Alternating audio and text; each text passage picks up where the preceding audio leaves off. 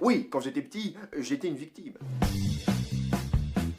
Bon, déjà, à la base, j'aurais dû sentir qu'il y avait une couille quelque part. Je vous explique, je suis né un 22 octobre, je suis donc balance. À une demi-heure près, j'étais scorpion. Déjà, au niveau du style, je suis pas bon. Tu vois, moi, je pense que les signes astrologiques, ça définit vraiment toute ta vie. Hein. Moi, je suis bélier. Hein. Par exemple, je peux te dire qu'au pieu... Ah, ça pilonne, mon gars, mais je te Et toi, t'es quoi? Balance. Balance. Ah, mais c'est pourri ça, Balance. Michael Vendetta est Balance. Balance, tu vas porter des polaires à la fumée, avoir une calvitie à 23 ans, et tu vas mourir écrasé par une 205 en écoutant le dernier album des Enfoirés. Oui. Mais bon, j'étais déterminé, je me suis dit, t'es né, t'es beau, t'es frais, kiffe ta vie, hein. L'hôpital dans lequel je suis né a fermé 48 heures après ma naissance. J'étais déjà victime de ma tête chelou. Je suis né le même jour que Gollum, ma propre mère nous a confondus à la maternité. Yeah. En fait, je me demande surtout ce qu'ils se sont dit quand je suis sorti du ventre de ma maman. Allez madame, poussez, on y va, on donne tout, c'est parti, c'est la dernière ligne droite, on y est presque, on y est. Yes, voilà, félicitations. Qu'est-ce que c'est que ça? Bonsoir. On dirait un mélange entre un rôti de porc et un bulldog. On peut le remettre à l'intérieur si vous voulez, madame. David Pujadas. Et c'est là que j'ai commencé à être une victime. À peine sorti, le médecin me chope par les pieds et il me regarde et il me met une fessée de cow-boy. Et moi, à ce moment-là, je l'ai regardé, genre, ouais, c'est bon, cousin, je suis réveillé là. Moi, je pensais que c'était terminé, mais derrière, il m'en remet une autre. Alors moi, qu'est-ce que j'ai fait direct? Ben, j'ai pleuré. Comme un bonhomme. Mais j'ai chialé. Bref. Quand je parle d'être une victime, évidemment, c'est pas du tout péjoratif. Je parle juste des situations dans lesquelles on peut éventuellement se retrouver du début à la fin de sa vie. Il y a pas longtemps, c'était la rentrée, et c'est malheureusement à l'école que ça arrive le plus souvent. Hein, par exemple, au goûter, t'as des pitchs, un mec arrive, steak balayette, t'as plus de pitch. Moi, par exemple, au collège, j'étais dans une ZEP. Ah, une ZEP, ouais, oh, une ZEP, ouais, ça me faisait flipper. Trafic d'organes, prostitution professorale et agression verbale. Tel est le quotidien de ce collège de banlieue sensible.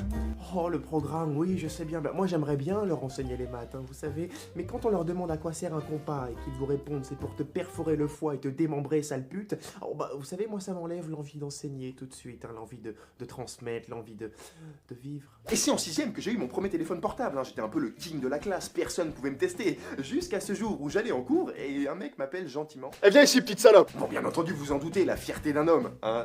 J'en avais pas, donc j'y suis allé. Eh, t'as pas du crédit pour appeler la daronne?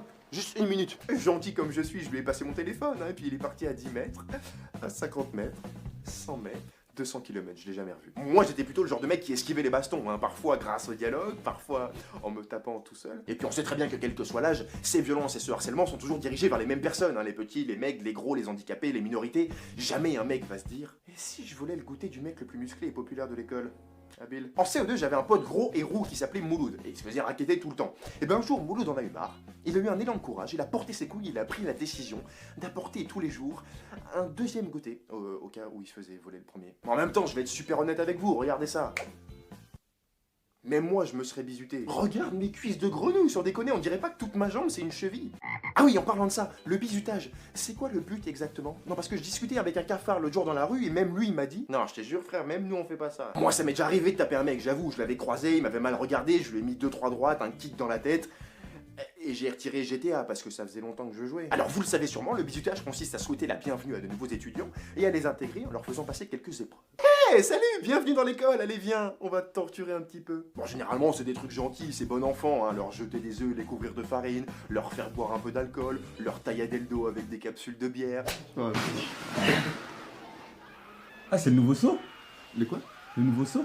Ah non, non, ça c'est mon week-end d'intégration. On avait filmé, tu sais, c'est les premières années. On leur souhaitait la bienvenue dans les... Là, je lui découpe le bras avec mon... C'était marrant, putain, c'était génial. Mais faut pas croire que tout ça s'arrête à la fin de tes études, hein. Ah, non. Le harcèlement, les blagues bien lourdes toute la journée, la pression du patron... Et... la belle vie de stagiaire. Je crois sincèrement que j'ai jamais eu aussi peu d'estime de moi que quand j'étais stagiaire. Bah, pour vous donner une idée, ils avaient autant de respect pour moi que j'avais de chiffres sur ma fiche de paye. Et j'étais pas payé. Adoptez Gontran stagiaire.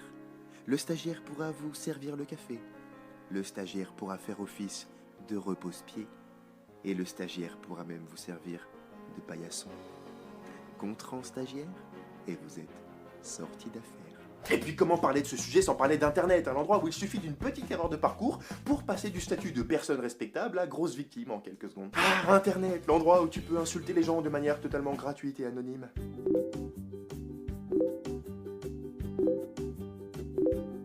Putain, ça me saoule, y'a que des bouffons sur YouTube, je te jure. Mais moi, ce qui me rend ouf, c'est quand je vois les commentaires postés sous les vidéos de petites 12 ans. C'est pas drôle, tu peux mourir, stop, quand plus tabouret, stop. Moi, je vous jure que si j'ai un gosse un jour, je vous embauche pas pour un babysitting. Mais c'est pour qui ça? Des vaches bonbons, une cuillère pour papa, voilà, une autre cuillère. Je t'ai acheté un petit collier, viens, ça va bien se passer, t'inquiète pas. Alors si vous êtes dans une de ces situations-là et que vous vous faites emmerder peut-être dans la rue, à l'école, en cours, sur internet, au travail, peu importe, parlez-en à vos proches, ne restez pas sans rien faire, c'est le plus important. Vous pouvez même montrer cette vidéo à vos parents, si vous n'osez pas leur en parler.